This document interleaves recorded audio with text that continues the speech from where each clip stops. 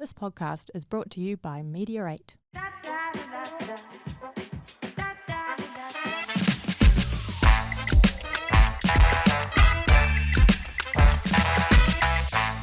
Welcome, ladies and gentlemen, to podcast 17 of the Seriously Funny Wellbeing Show. The main topic of this week's podcast is a subject very close to my heart, and that is, of course, can we reverse heart disease?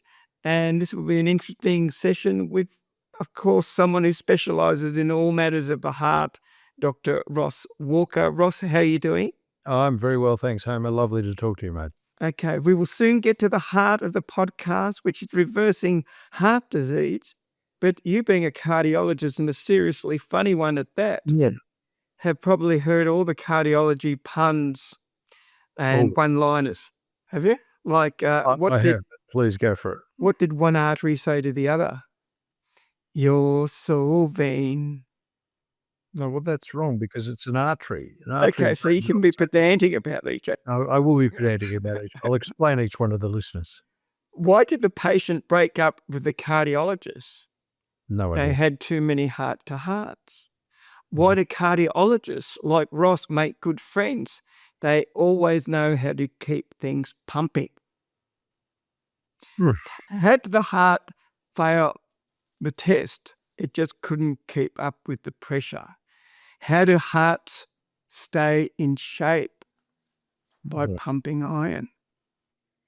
Oh, God. You got any other heart jokes?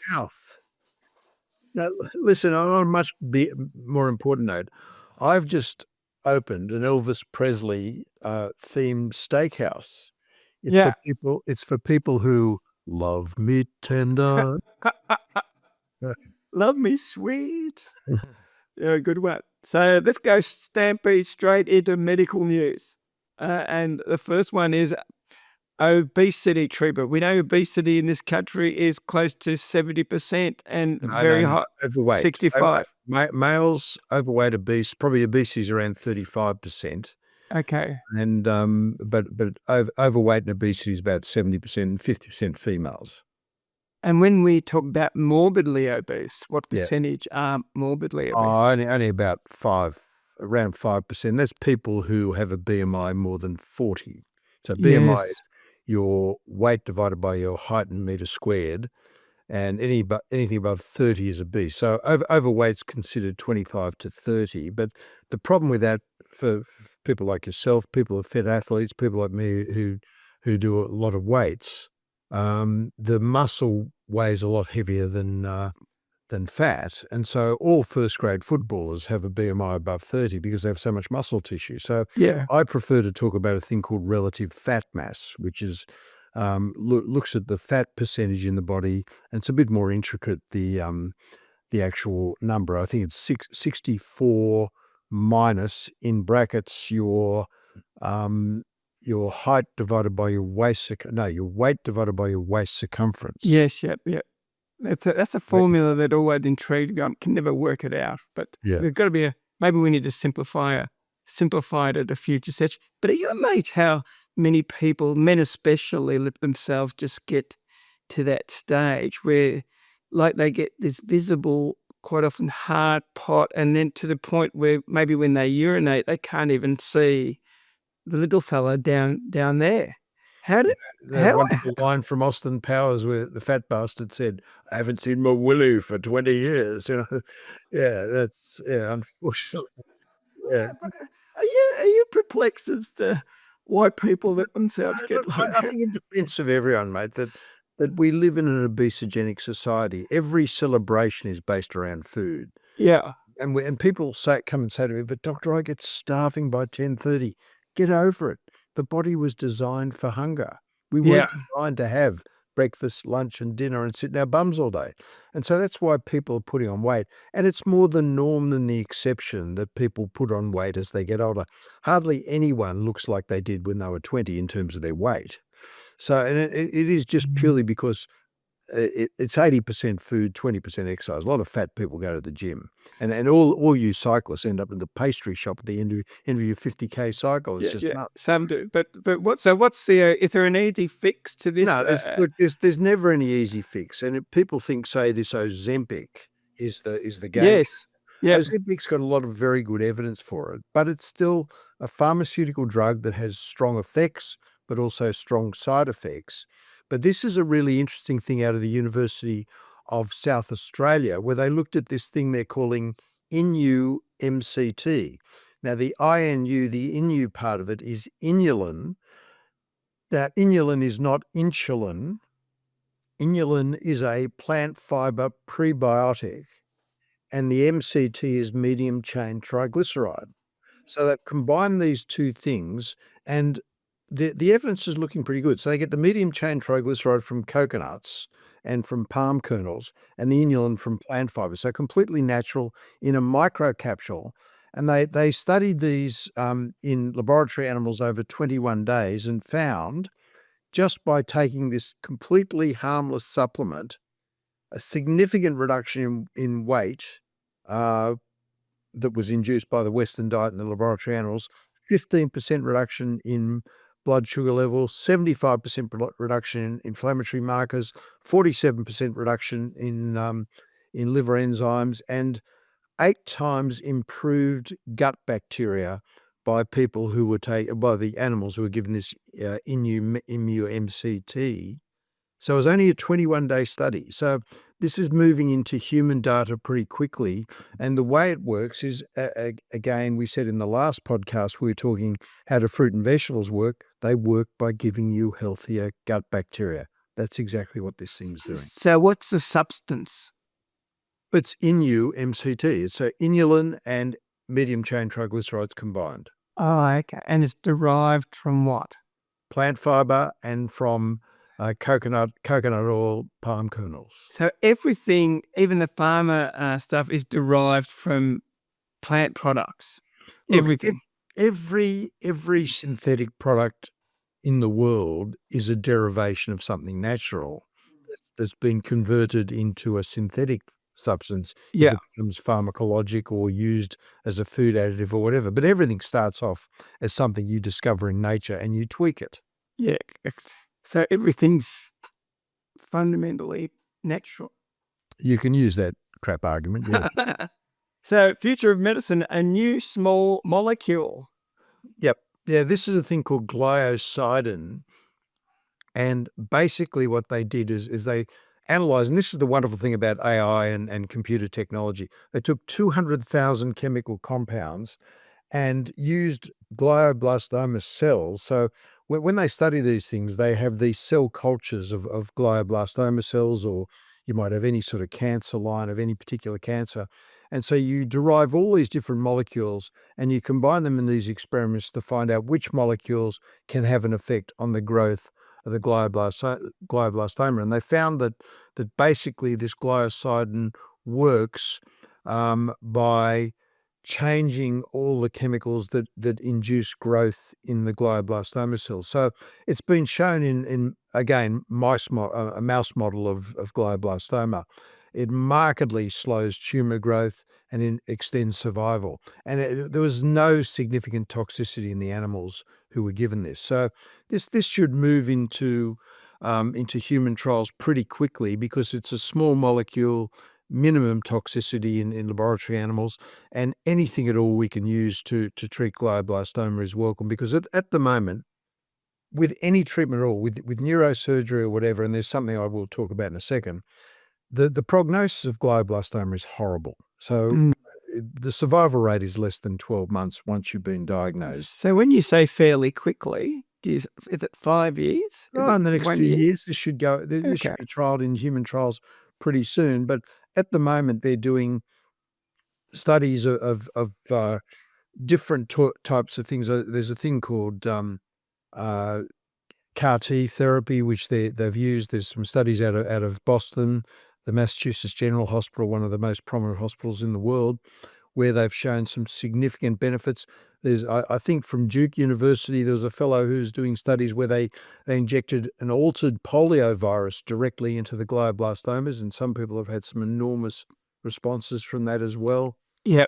And I interviewed on my radio show last year Professor Richard Collier, who's the Australian of the Year, with Georgina Long for their work in melanoma, but Richard tragically developed glioblastoma, and he's been treated with a program of immunotherapy similar to what they use for advanced melanoma, and that's had an enormous benefit for him to this point, and hopefully it'll continue to have the benefit. We just heard recently about the death of the not unexpected death of Jimmy Carter at the age of 100. But 10 years ago, Jimmy Carter was diagnosed with melanoma that had spread into his brain and treated with these immunotherapies. So there's a lot of newer therapies coming through for all sorts of cancers, and I just thought this would be an interesting thing to talk about.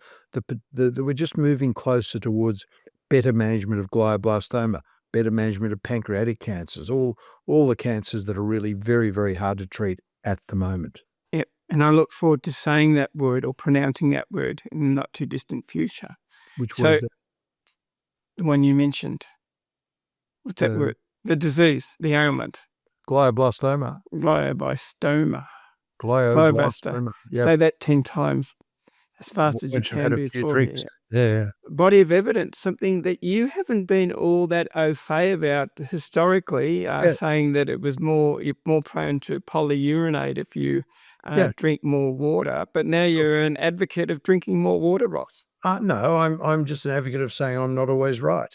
And see, people that have incredible dogmatic views about anything. Yeah, and I think a mark of an intelligent person, people will look at new evidence and say, you know what, I've been wrong. So, for example, if all the conservative bodies came out throughout the world and said, you know what, we've been wrong for the last 50 years about saturated fat, we now have to change that, people would lose faith in those institutions because, hang on, you've been telling us for 50 years we shouldn't eat meat, eggs, and dairy in terms of heart disease. Well, I've said I thought the evidence up to this point was pretty weak that having 6 to 8 glasses of water a day had any significant health benefits. But this is a study out of the University of San Francisco, which is a meta-analysis of 18 randomized controlled trials. I don't know, it's certainly not blinded trials because you know whether you're drinking water or not. And they found that having 6 cups a day of water was linked to weight loss in adults. Kidney stones, drinking 8 cups a day significantly reduced the likelihood of recurrent kidney stones. That's pretty obvious because if you get a kidney stone, your kidney stone is not caused by dehydration. That is complete nonsense. A kidney stone, like most diseases, is caused by you picking the wrong relatives.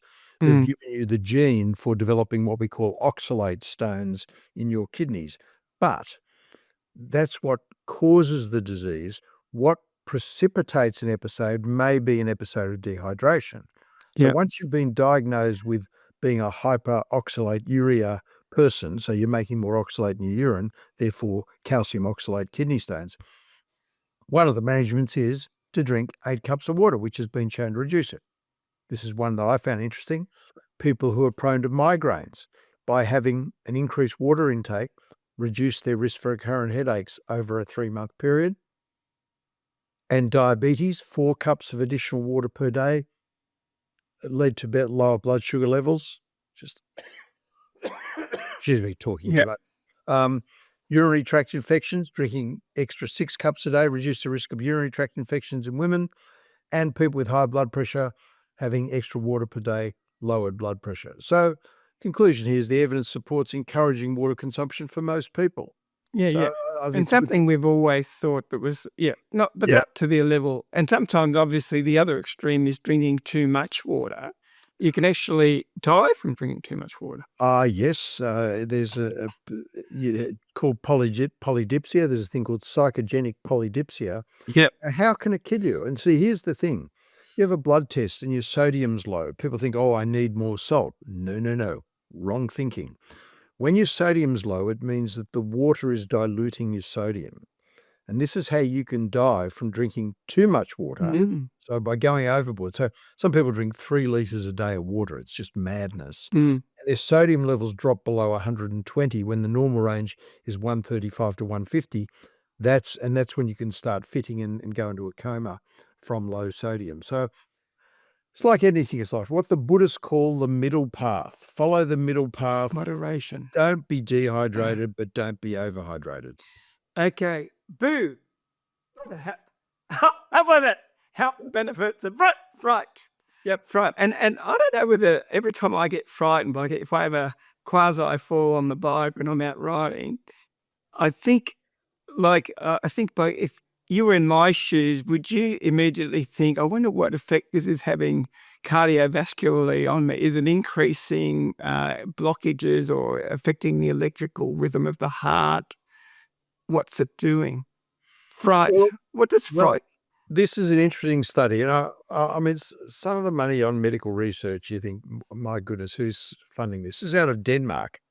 113 adults, average age around 30, went to a high-intensity haunted house in Denmark. Yep. 69 females, 44 males. And their heart rates were monitored before, during, and after the event. And their self-reported levels of fear were recorded as well. There is a fear scale, the Likert scale, from 1 to 9. They took blood samples before, immediately after, and 3 days after the event, measuring immune function, HSCRP, which is an inflammatory marker. And they found that those who experienced the acute frights of the haunted house, and you got to think about it, this is a simulated haunted house, so you might get a scare, but you know it's not going to kill you or harm you. So you're just getting the fright without the consequences. There was a significant improvement in immune function and inflammatory markers. So I just thought it was weird rather than anything else. Just to say that people who I don't know about you, do you like watching horror movies? No, but I'm thinking of that chap, Nick Vujicic, no arms, no legs. He's a wonderful speaker. Yeah. Have you heard of him? He talks about how great life is. He's got a little flap, really great motivational speaker. But as a bit of a gag, when he's flying, he likes to pre-board, and minders put him in the overhead locker, and they close it down. So inevitably, when the passenger comes on board, they open it up, he's lying horizontal and say, hello. No. So would that fright, it depends how closely humour follows fright as a reassurance, doesn't it? Yeah, well, you see that? Yeah. That's sort of cute. Oh my God! But that's probably exactly what this is saying. Whereas, for example, I can't stand watching horror movies. I don't like it. It just doesn't. But my wife loves horror movies, and my son recently, for a birthday present, was given a jumping out of a plane. Now, the only time I'd ever jump out of a plane is if it was going to crash and I had a parachute. But he's going to jump out of a plane with a parachute for fun. I mean, seriously. But this is probably saying that a little bit of acute fright, if there's no major consequences. So somebody's got a gun to your head and you think they're going to pull the trigger, that's a different issue. But they're just saying... But also, getting out of your comfort zone. Yeah. Which is what it's saying. So getting out of your comfort zone is a good thing. That's all. Okay. There we go. So no more heart jokes. This is Ross, as we all know, cardiovascular disease is the major killer around the globe. Around 45% of the population will suffer from this condition at some stage. Gives me a job. Yes, but it's always intrigued me ever since the days of Nathan Pritikin, when he was putting people on what I called, respectfully, the Nazi diet, the craziest diet. He didn't even allow things like olive oil or avocado or fat. Madness, absolutely. And no dairy products or very minimal, and it was all low fat. And the whole idea being that it increases athletic performance, as also denudes arterial battery, everything. So that's always intrigued me. And ever since I've even had that calcium score test, and I'm looking forward to maybe having another one, whether diet, supplements and lifestyle can reverse heart disease. And there's some interesting research out there at the moment about intense exercise also reducing arterial plaque. Not to mention all the things we know about kyolic garlic and things like that. So, and the Mediterranean diet and attitude. So what's the new scoop on all this? Well, it's not a scoop. It's just my perspective on it after 45 years of doing the job. And so I reverse people's heart disease all the time. And many cardiologists are saying to people, once you've got the disease, nothing you do about it apart from take the pills. And I just think it's a really banal way of approaching this. So what I say to people, there are 5 key components, of course. Number one, you got to know where you are right now. So do what I say, take the test. So there's 2 groups of people, really, people who don't have the disease and people who do have the disease, but it's a bit more intricate than that. There are people who just want to know where they are, who don't have major risk factors for disease. So just more what we call the worried well, who are just, or I don't call them the worried well. I call them people who are health aware and health conscious. So for example, a 50-year-old man, he's reached that milestone of 50 and he says, okay, I want to get everything checked because I've hit 50, or someone who's maybe a big cricket fan and they're concerned about the death of Shane Warne. So they go, well, it happened to him. He was 52. I'm 48. I want to go and get my heart checked. So somebody there. But then the second group of people who are at very high risk for heart disease, but they don't actually have heart disease. So who are those people? There's people who have very high cholesterol levels, very high blood pressure, cigarette smokers, if people still do that stupid thing, or vapors. Just vaping is just as bad as cigarettes. People who are pre-diabetic, diabetic, or people who have a very strong family history. Now, what is a very strong family history? I think you can say, really, if you've got someone in the family who's had vascular disease, so it's heart disease, stroke, peripheral vascular disease, etc., below the age of 70 and especially below the age of 60.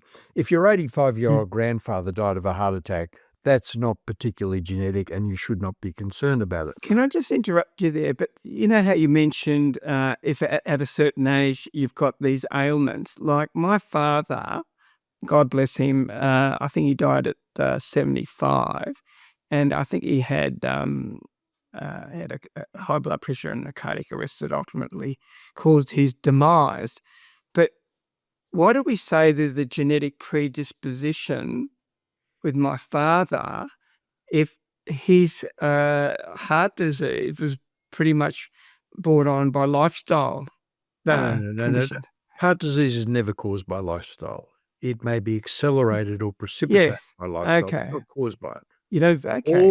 All disease, Homer, is genetic. Now, that doesn't mean mum had it, dad had it, therefore I'm going to have it. That's nonsense. That's Reader's Digest stuff. What genetics means is the combination of mother and father to create Homo papentonio. You are a unique individual. There is no one else on this planet who has the same genes as you. So we have 20 to 25,000 genes in our body, and each gene is paired, one from mum, one from dad. That's how it all works. So with each individual gene, there's either 2 good ones, a good and a bad one, or 2 dodgy ones. It can't be anything else. Okay. It can be varying mutations of those genes, but 2 are robust genes that work well for cardiovascular disease. We've mapped about 300 genes for that. So if you've inherited 200 out of 300 dodgy genes, so good and bad, or a couple of bads out of the 200 out of the 300, you'll probably get heart disease in your 40s, 50s, 60s. And then if you throw on top of that bad lifestyle, it'll come on even earlier. Yeah. So, for example, I pioneered coronary calcium scoring in this country 25 or 26 years ago now. And the worst coronary calcium score I have is a 68-year-old man in the fitness industry who doesn't have an ounce of body fat, okay? He has a normal cholesterol, blood pressure, never smoked, not diabetic, no family history. But he has inherited from his mother and father a thing called lipoprotein little a, which you and I have spoken about before. Any calcium score above 400 is serious. His calcium score was 8,100. And had he been a profligate self-abuser, he probably would have killed himself in his 40s. He had bypass surgery 10 years ago. He sent me an email a few years ago with a picture of him and his mates winning their latest basketball grand final. Yeah. One of my favourite patients. He's a beautiful man. But his disease is purely and utterly genetic, but he's got such lousy genes that he's only held off his disease until 68 because of a superb lifestyle. So that's the point. Your genes loads the gun, your environment pulls the trigger. So are you at high risk for heart disease? And 90% of heart disease is caused by two genes. The gene for insulin resistance that sets you up for diabetes, high blood pressure, cholesterol issues, fat around the belly, and all the things that come from those things. Or 20% is due to lipoprotein delay. So 90% of heart disease is explained by two genes. Yep. So what you do is you go off age, just say you haven't already had heart disease, which is the third category.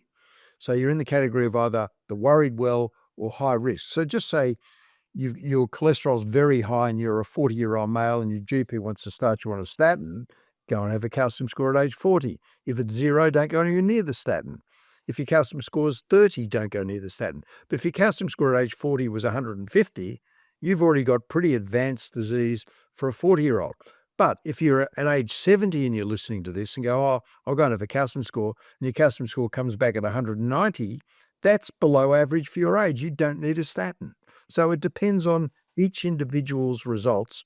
Take the test in terms of the coronary calcium score and not a CT angiogram where they squirt you full of dye. That doesn't give you any predictive benefit over the calcium score.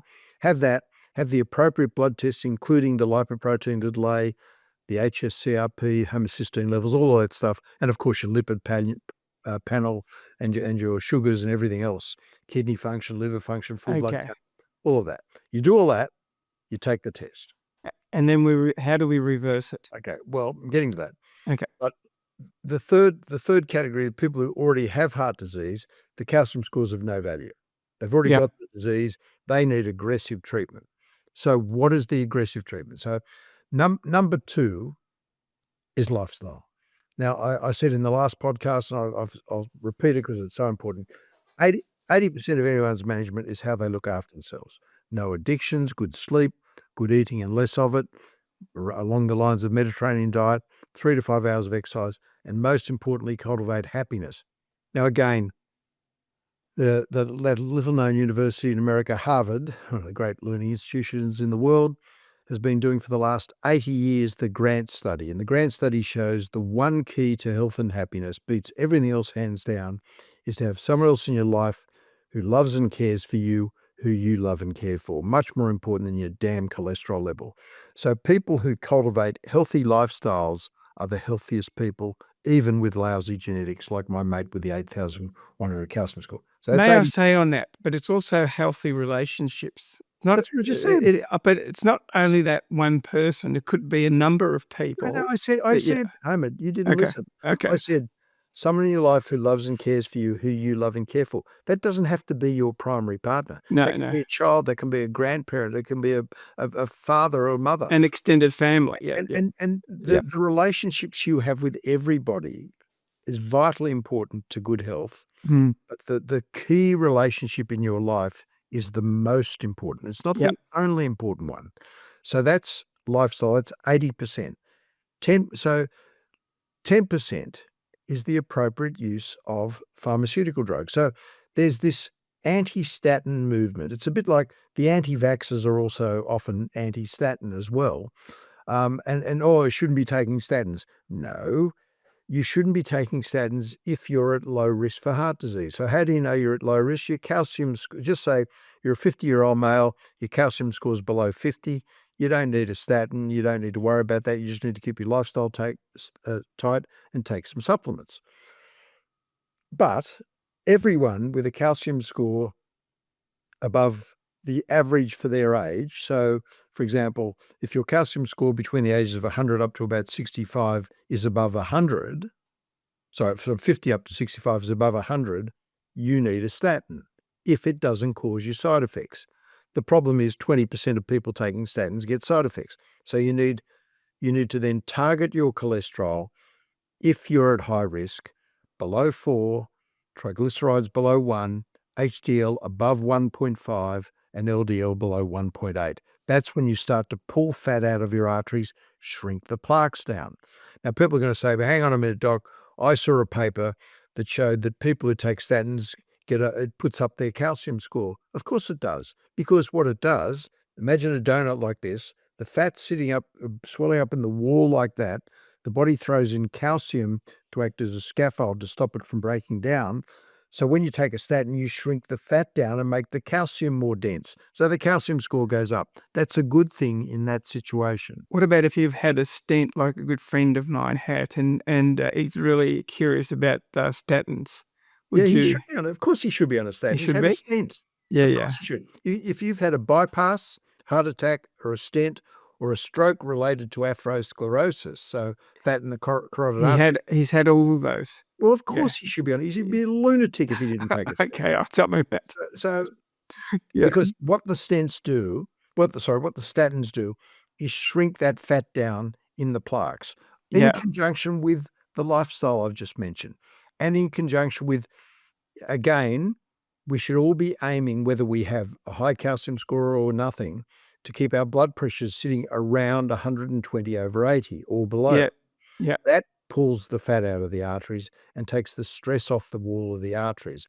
And if you've had a heart attack, stent, or a bypass, low-dose aspirin or a similar drug to keep the blood thin. All these things are very important. If you're diabetic, manage the diabetes. So managing, getting rid of smoking, of course, which should be banned, getting rid of that, managing cholesterol, managing blood pressure, vital for macrovascular disease and diabetes. Microvascular disease is more managing your blood sugar level. So that's the pharmaceutical component of it. And again, if you're having symptoms, get those symptoms checked out, get a stent in your arteries. Possibly you may even need bypass. Bypass isn't a choice. It's not whether, oh no, I'd prefer a stent over a bypass. Who wouldn't? But sometimes your arteries aren't stentable, but they may be bypassable. So it's a discussion between you and your cardiologist and the cardiac surgeon to see what is appropriate management for this. So that's the orthodox component. But then there are the supplements. Now, let me tell you an anecdote, Homer. This is not a clinical trial. I had a patient come to see me age 60. And I did a coronary calcium score on him. And when I do a calcium score, I also do a plaque volume. So as I said, there's the donut, the fat's building up like this, the calcium's in the arteries, the wall of the artery, not in the channel. So his calcium score 165, his plaque volume 144. Yep. So he had moderate coronary disease. He was age 60. I put him on a statin. I put him on rosuvastatin, 10 milligrams, and I put him on my supplement program, which I'll get to in a second. Yeah. He rang me after 3 months. He said, Ross, I can't lift my damn arms. I'm not taking the statin, but I'll do everything else. So he didn't miss a day of his supplements. His lifestyle was tight. And here's the problem. You put anyone on any program, after 12 months, 50% have stopped. Yeah. But not him. He was absolutely diligent. So he came back to see me on no statins 5 years later, and I repeated his calcium score. The 165 had dropped to 126, but the 144, which I'm more interested in because it's the fat, not the calcium. The plaque volume. The fat's the problem, not the calcium, had dropped from 144 to 43. So we'd taken 2/3 of the fat out of his arteries with no pharmaceutical drugs. Now, I'm not saying that would work for everybody, but it certainly worked for him. So the point I'm making with all of this is that when you have a condition, when you put onto any program at all, the only thing that works is a lifelong commitment to this. I wrote a book 20 years ago called Diets Don't Work. Now, the point I'm making that is you go on a diet like you go on a holiday. What happens when you go on a holiday? You come home. What happens when you go on a diet? You stop. So you might be on the diet for 2 or 3 months, get sick of it, and go back to your old eating habits. So with that chap that you assessed, you took his plaque volume. Yeah. And how do you make the decision of whether he's got heart disease or not? Well, he doesn't have heart disease because heart disease is when you've had heart attack, stent, bypass, angina, or you've got a physical manifestation. Look, everybody has a bit of muck in their arteries. I'm a few months off 69. my coronary calcium score is 0. But if you took my arteries out and had a look at it under a microscope, and I wouldn't because it creates a shocking mess on the floor, but if you did, you'd still see a bit of fat in my arteries. You just wouldn't see a lot. So the process atherosclerosis, which is the buildup of fat in the wall of your arteries with calcium and inflammatory tissue, occurs in everyone who's got a lifelong cholesterol above 3 and a systolic blood pressure, top reading blood pressure above 100. They're the two substrate risk factors for atherosclerosis. So that plaque volume that you took at the same time as the calcium score which is test, done in every calcium score, but it's just not reported because the radiologists don't know about it. did that work better than an angiogram? No, see, again, Homer, you're not a doctor. You're asking all the wrong questions with greatest respect. Okay. It's the angiograms are for different things. They're not a screening test for heart disease. CT, coronary angiography, is not a screening test for heart disease. You don't. That's like killing an ant with a sledgehammer. And also, a CT angiogram has been shown in a head-to-head comparison with calcium scoring. Calcium scoring is a better predictor. So the amount of the advancement of your atherosclerosis is a better predictor of whether you've got a couple of blockages in your arteries or not that you see on the CT angiogram. So the calcium score is the key. An angiogram, a proper angiogram, an invasive one through the wrist or the groin, should only be done in people who have symptoms and they've demonstrated on a non-invasive test like a stress echo that they have lack of oxygen to their heart muscle. Okay. That's when you do the angiogram. Okay. So an angiogram it's the gold standard test for severe blockages in your arteries, but that's the only time it should be done. Because the question I posed to you was actually raised by a doctor. And he asked exactly the same question. Yeah, but obviously, look, can I say to you that all general practitioners have no real understanding of cholesterol, blood pressure, heart disease, calcium scoring, how it all fits in, nor should they. It's really not their expertise. Yeah. Unfortunately, a bucket of cardiologists are in the same as well. I saw a woman the other day who was 54, her coronary calcium score was 62. So by definition then, she wasn't at risk enough to be on a statin, and this guy put her on a statin. Now, there's no science behind that. And this guy is a well-respected cardiologist. Yeah. He doesn't understand preventative cardiology. Yeah. Because, you see, this is the problem. All the evidence on statin benefits have been done on people at very high risk, very high calcium scores, or they've already had established heart disease, and they extrapolate that evidence to people who are at low risk. So this woman's risk with a calcium score of 62 at her age, at 54, over the next 10 years, if she did nothing, is probably about 5%. Yeah. Whereas the average risk for a 54-year-old with 0 score is about 0.5%. So her risk is 10 times more, yeah, but it's still only 5%, which is still low risk. So by me giving her a statin, I take her 10-year risk from 5% to 4%, 20% reduction. Who in their right mind would take a strong synthetic drug for 10 years to cause a 1% absolute reduction in risk, whereas lifestyle takes you from 5% to 1%. Okay, so apart from lifestyle, is there a natural supplement that works as well as statins? No. Again, wrong question. Is it? Okay. Why? There's no... We're not talking about replacement for statins. We're talking about when do you bring in statins to help reverse heart disease? And that's when the disease is more advanced, i.e. high calcium score, or you've already got the disease. So there's no replacement for statins. It's the appropriate use of statins. Now, and all my patients who have established heart disease, who are on statins, I give them the BJA 100 twice a day, the bergamot product, Kyolic garlic 2 in the morning.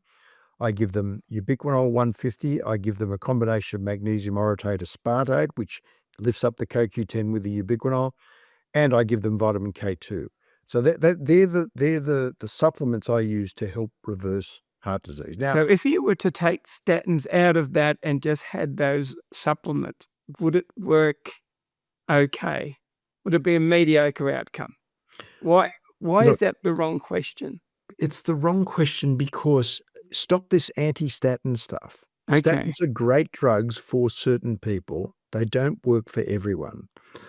And look, you can't, it's not negotiation here, it's science. And the science is, if you're at low risk, you don't need statins. If you're at high risk, you do need them as long as they don't cause you side effects. Okay. So I'll give you a great example. I had a guy come to see me, and he'd had bypass surgery. And I said, why are you here to see me? You've already got other cardiologists. He said, oh, because I don't want to be on statins. And I said, but you've had bypass surgery. I said, why don't you want to be on statins? Oh, I don't like the side effects. What side effects are they causing? Oh, they haven't caused me side effects. And I said, hang on, why you won't take a minute? Oh, I don't like the side effects. I said, but they're not causing you side effects. Yeah, but what he meant was the potential side effects. Oh, for goodness sake, Homer. It's just nonsense. That's what he meant. They don't one day bite you on the bum and you got those side effects for the rest of your life once you stop them. If they cause you side effects, then you stop them. We do have some alternative pharmaceutical therapies that we can use. But I'm just, people have to get this, I don't want these unnatural treatments in my body nonsense out of their head. But you can understand that obsession people have, especially the honourable member who touts natural supplements as quite often replacing conventional pharmaceutical. Who's that? Yourself. No. Well, I never, I've never. You don't do that? Okay. No. I use the supplements as to make the pharmaceutical drugs work better in people with established disease. Okay. They're never a replacement. Okay. Never a replacement. If I can't use the pharmaceutical drugs, like the guy who had the side effects, he still had a benefit. Now, I will say there has never been a study of long-term statin therapy in people who practice the 5 keys, because only 10% of people do that, to see if the statins give an extra benefit on top of that. There just hasn't been the study. Okay. The studies on statins have been done on fat Americans. Yeah. So no, I'm just being frank here. Okay. I'm not known for my subtlety, Homer. No. So but I'm just, what I'm saying to you is that anyone listening to this, please stop your anti-statin nonsense. Statins are an appropriate drug, but the medical profession gives statins too much power. The general public gives statins too much pain. They have a place, and it's 10% of the management. So if you get side effects from them, you're missing out on 10% of your therapy, or even less than 10%, because there are other therapies we use as well. So don't get so hung up on statins, but don't get this, I don't want to be on a statin. If your calcium score is over 100 and you're below the age of 70, you should be on a statin. Yeah. So what's the most dramatic decrease you've had? And so have you got anyone to say from 250, 300 calcium score down to 0? No, of course. You couldn't do that? No, it'd be half of that? But that's not what we're trying to achieve. You're talking about arterial plaque. What we're trying to do is shrink the plaque size down. Plaque volume. We're going to sometimes make the calcium score more, because we're shrinking the fat down. The calcium gets more dense, so the calcium score goes up. But would it ever get to an extent where you say, you won't need statins? No. Okay, because that's always there as an insurance. The reason being, Homer, think of it logically. We were designed physiologically, evolutionary-wise, to wander around a jungle with a spear for 30, 40 years and then die. That's it. We're living so far against our physiology, which is why when you hit 50 and the hormones go south, degenerative diseases, whether that be heart disease, you quoted the statistic before, 45% of people end up with heart disease, or I think it's two or three people over the age of 80 have had cancer at some stage in their life, or something like at least 1 in 2. But one of these degenerative diseases is going to bite you on the bum at some stage if you live long enough. One of them will probably get you. Occasionally it won't, but typically it will. So therefore, you can't use natural therapies to prevent a degenerative disease that's been building up over years and years and years and years. So we're never going to take people back to being 30-year-olds, which is what you're suggesting by this. There's nothing that does that. You can't reverse heart disease out of, Yet. But you can't reverse heart disease back to 0, but you can reverse the progression of disease to either slow it down or bring it back down, like the man who went from a plaque volume of 144 down to 43. That's very powerful stuff. Yeah. And we have been historically misled by doctors on prudent, cardiovascular sort of treatments, like Well, Dr. Nathan Pritikin was one. yeah, Nathan Pritikin had severe mental health issues, but that aside, what we have been misled, and this is where I'm an integrative cardiologist, that doctors aren't spending enough time on stressing the vital importance of lifestyle. And most doctors don't believe in supplements. So in my view, many of their patients are missing out on 90% of the therapies we have available to them. That's my concern. Now, again, most cardiologists will say to people, "Oh, lose weight, do some more exercise, eat a good quality diet, sleep better." And they'll have a 30-second throwaway line about lifestyle, whereas I spend quite a significant proportion of my consultations talking about the vital importance, because if you don't spend time doing that, the patient's not going to think it's important. So if you were declared the Prime Minister of Australia or the President of the USA, I don't know, maybe, and would one of the Make America great again. I can say just let's tell you, Henry, respect your life. That's good. One of your obsessions would be to turn all of Australia and maybe all of America into a blue zone. Oh, yes. Wouldn't that be great? And I could be your vice president and I'd have bikeways everywhere, walkways. See, the blue zones have never heard of exercise. No, they no, live but side of hills. They walk all day. They move. So they would en masse, because we'd never had a blue zone this big. Imagine it like, but it'd be like recreational pursuits, like what you were alluding to. That's exactly what Dan Buetten has tried to do, set up these blue zones in the US. Yeah. Singapore's doing it as well. I mean, look, to me, this is the wonderful thing about having a national radio show. At least 140,000 people listen every week to me constantly rabbiting on about the vital importance of those 5 keys. And that the 5 keys are basically what happens in the blue zones. So, but if you've got triple-chinned city engineers and politicians leading the country who've got no idea about this, it's always like we're urinating into the wind, isn't it? In terms of getting them to... Again, it's just chipping away. You've got to... You think about how the world's changed over the past 50, 60 years, where now we're in a society where, thankfully, women are getting an equal showing to men, and there's, I mean, although unfortunately racism's still there, that most people realize how ridiculous and disgusting that is in any form. So life has changed, I think, for the better in many ways. In some ways, I think it's for the worse. But really, one of the big things, and we know this across the board, across the world, one of the most vital aspects of any new innovation in society is education.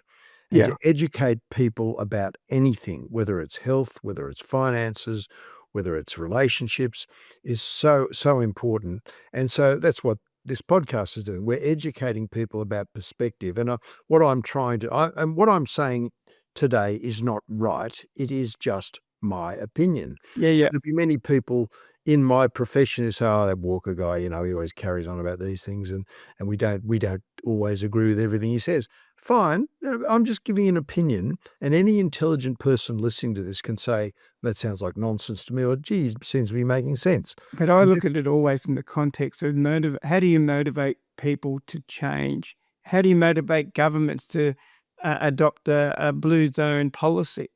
And Pritikin used to say it's either love or interest or fear.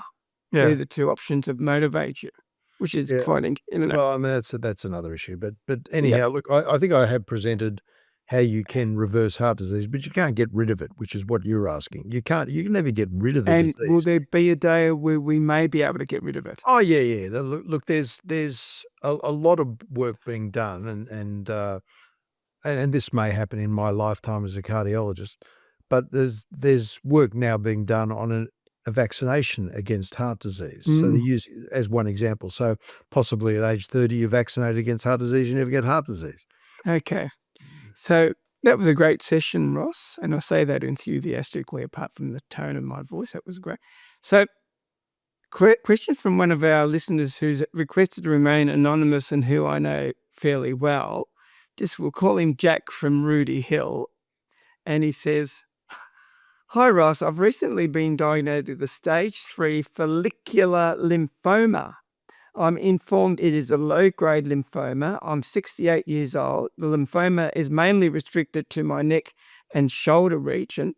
After several procedures that included excision of a lymph node and a bone marrow biopsy, thankfully that was all clear. I'm due to begin 6 months of chemo treatment in 2 weeks. I've got several questions related to my condition. Can you suggest, and we might do this one at a time, Ross, can you suggest any natural therapies that will complement the side effects of my chemotherapy? I think it means will fight the side effects of my chemotherapy. Tragically, the answer to that is no. See, one of the big problems is that when you start chemotherapy, sometimes natural therapies can block the effects. Yeah. Which is not a good thing. I think it's good once the chemotherapy is finished for him to get onto natural therapies, and I'm a great supporter of that then. But I'll give you one example. A distant relative of mine has multiple myeloma, and she thought, and she was under intensive treatment for the multiple myeloma, and she thought green tea was good for her, which it is. It's good for almost everyone. Yeah. But the problem is green tea blocks the effects of the chemotherapy used for multiple myeloma, as one example. So a lot of people say, I'll get stuck to the green tea and I'll take all these herbs and do that. But we're just not sure about the interaction between these and the effects of the chemo. So I wouldn't want Jack to go through heavy chemotherapy, but taking all of these supplements that were blocking some of the potential benefits of the chemo, because chemo is pretty heavy. It's a really dreadful time. You're going to feel lousy during the treatment. But once that has settled down, the prognosis is pretty good with low-grade stage 3 follicular lymphoma. There are a few oncologists in the US that are suggesting that IV vitamin C works really well with chemo. Look, I'm not against that at all. Yeah. But again, as a cardiologist, there's no way I'm going to tread on the toes of oncologists who know a hell of a lot more about it than I do. And he says here, a friend of mine told me that ginger tea is good for nausea. Yeah. Should I take that? Yeah, we know that. Ginger tea shouldn't have any effects on the chemo. I wouldn't have a problem with that. And he says here, I had shingles in the same area 18 months ago. I've read anecdotally that shingles and lymphoma might be linked in some way. Oh, look, people who get shingles out of the blue, it's often an indication that there's something brewing in their body. Immune? Yeah, absolutely. At an immune level? Yep. So is that a certain ingredient that's not there, or how? Well, it's just that if your immune system has allowed the shingles virus to, which is dormant in almost all of us, to then emerge and become an acute shingles infection, then your immune system, something's gone wrong. So the immune system's not doing its proper job. So yeah, shingles should always be a red flag. So anytime anyone has shingles, their doctor should do a full screen to make sure there's nothing brewing in their body. But even then, the lymphoma may have just been starting, caused an effect on Jack's immune system and brought out the shingles, and they would have even found it on the blood tests or an examination. Yeah. The final one, and I might even throw my 2 bobs worth in. It's a hard one. I found this to be challenging both physically and psychologically. Thoughts about along the why me theme, also confronting one's mortality and dealing not only with your own grief, but the grief of children, grandchildren, and friends. Yeah. Can you suggest any strategies? What I can say is maybe try, if you can, make your energy levels be, but if you can exercise, walk, meditate, pray, connect with something maybe bigger than yourself. Right. And savor the little things in life, the things that you take now are taken for granted. I wrote a book in 2012 called The 5 Stages of Health. Yeah. And the 5th stage is a little bit out there. And basically the fifth stage talks about the fact that, and I give a lecture on the speaking circuit on this, your biography becomes your biology. Now, I'm not blaming people for their illnesses. What I'm saying is that what's happened to you over the stages of your life, over the years of your life, we are just a sum total of all the things that have happened to our life up to this point. And I believe all diseases emanate from this. So, and this is getting a bit wacko now, so people might want to switch off. But there could be obviously there's a scientific basis to it, otherwise you wouldn't bring it up. No. In fact, I can tell you, in the book I wrote this actual story. My son, who's a hard-nosed businessman, he's now 45, but I think this was back in 2007 when he came to this lecture I gave on your biography, became your biology, and I said, we walk out, and I said, well, what did you think about that? And he said, Dad, it was the greatest load of that I've ever heard in my life. He said, all you did was use examples to justify your argument with absolutely no science behind it whatsoever. And basically I spoke about the chakras, which are the Hindu-based energy centers in the body, and how blocks in those chakras lead to disease. I think that's an interesting topic for another podcast. We haven't got time for it now. And so, yes, I believe that what has happened in your life sets you up for where you are right now as far as your health goes. But that's another very, very interesting topic. And then you ask, so obviously, how do you reverse that? Do you use what you're suggesting anyway? You're in the win-win. Yeah, look, I think you should never walk away from modern medicine, but I also think, for example, and this is one of the other examples I gave in that book, you hate your job, you can't stand your partner, your kids are on drugs, you have a heart attack in the middle of all of it. If you go back to the same situation, nothing's going to change. So you have to either change your situation, change your attitude to your situation, or walk away. Yeah. And it obviously is connected with spirituality here, isn't it? Yeah, but I don't want to talk about religion. That's not my place. No. But there's an element of healing that doctors, like even oncologists, can't explain, that spontaneous remission. Oh, yeah. That's again, another. How do you explain that? How do you explain that? Have you got your own explanation to it? I do, but again, that's another podcast, maybe. It's another podcast because we've spent a lot of time talking about this. I think we're going off on another subject that's too interesting. So I think we should talk about your biography becomes your biology, and we can talk about spontaneous remission because I have a strong interest in both those areas. Okay. Thanks so much, people, for listening. Thanks, Ross, for being on this wonderful Seriously Funny podcast. And we'll see you when we're looking at you again. Ciao, ciao. Bye. Bye. Hello, listeners in Australia. I've got a big secret to let out about my good friend, Homer Papantonio, the corporate imposter. He's the best speaker I've ever heard. I only deal with the best. He's a great athlete, great cyclist too. And the real reason he's the best is that he uses the best omega-3 supplements on the planet, produced by Zinzino. Homer needs to perform at his absolute best on and off the stage. That's why he takes the best omega-3 supplement on the planet. Well, yeah, I know about Homer taking Zinzino Omega-3. I've been using it too. It's derived from highest quality ingredients from all natural sources. These Omega-3 balanced oils are molecularly tested for toxins to ensure only the purest and freshest ingredients are used. You can even have a blood test to see what your Omega-3 status is. Oh yeah, this Omega-3 from Zinzino is the single most scientifically supported supplement on the planet. And the health outcomes are big, really, really big. It's an absolute no-brainer for every man, woman, and child. It's the best, the biggest, and the best. And you can buy it at ZZOMEGA.com. ZZOMEGA.com. Like Homer, I've been sucking on Zinzino Omega-3 capsules and solutions for the past year. It helps reduce Alzheimer's and dementia risk, inflammation, mood, improve sleep and immunity, and the list goes on and on and on and on, like you do. Don't worry about it. Well, Zinzino Omega-3 is the best. I only deal with the best. Go to ZZOMEGA.com. That's ZZOMEGA.com. Simply the best.